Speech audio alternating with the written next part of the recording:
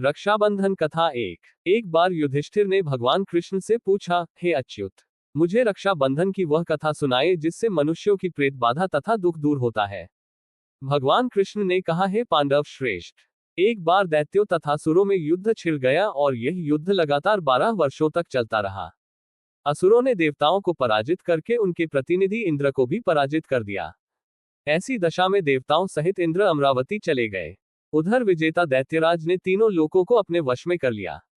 उसने राजपद से घोषित कर दिया कि इंद्रदेव सभा में न आए तथा देवता व मनुष्य यज्ञ कर्म न करें। सभी लोग मेरी पूजा करें। दैत्यराज की इस आज्ञा से यज्ञ, वेद पठन पाठन तथा उत्सव आदि समाप्त हो गए। धर्म के नाश से देवताओं का बल घटने लगा। ये देख इंद्र अपने गुरु बृहस्पति के पास गए तथा उनके चरणों में गिरकर निवेदन करने लगे, गुरुवर, ऐसी दशा में परिस्थितियां कहती हैं कि मुझे यही प्राण देने होंगे। न तो मैं भाग ही सकता हूं और न ही युद्धभूमि में टिक सकता हूं। कोई उपाय बताए। बृहस्पति ने इंद्र की वेदना सुनकर उसे रक्षा विधान करने को कहा। श्रावण पूर्णिमा को प्रातःकाल निम्न मंत्र से रक्षा विधान संपन्न किया गया। यन बधो बलिराजा दानवेंद्रो महाबल तेन त्वाम्बिवधनामि रक्षे माचल।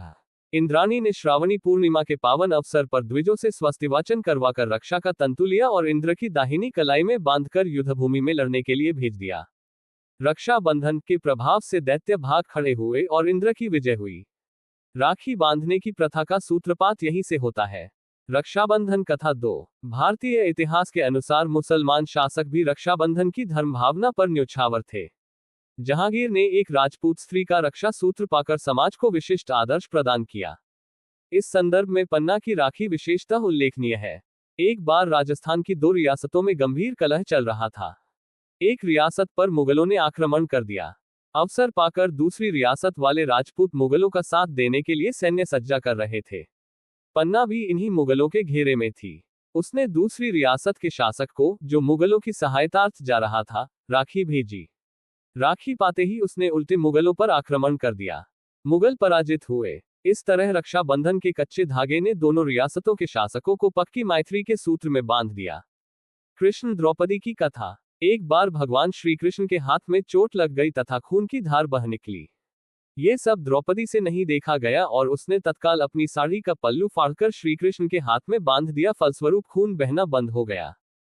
कुछ समय पश्चात जब दुशासन ने द्रौपदी की चीरहरण किया तब श्री कृष्ण ने चीर बढ़ाकर इस बंधन का उपकार चुकाया। ये प्रसंग भी रक्षाबंधन की महत्ता प्रतिपादित करता है।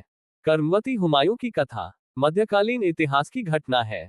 चित्तौड़ की हिंदू रानी कर्मवती ने दिल्ली के मुगल बादशाह हुमायूं को अपना भाई मानकर उनके पास राखी भेजी थी। हुमायूं ने रानी कर्मवती की राखी स्वीकार की और समय आने पर रानी के सम्मान की रक्षा के लिए गुजरात के बादशाह से युद्ध किया।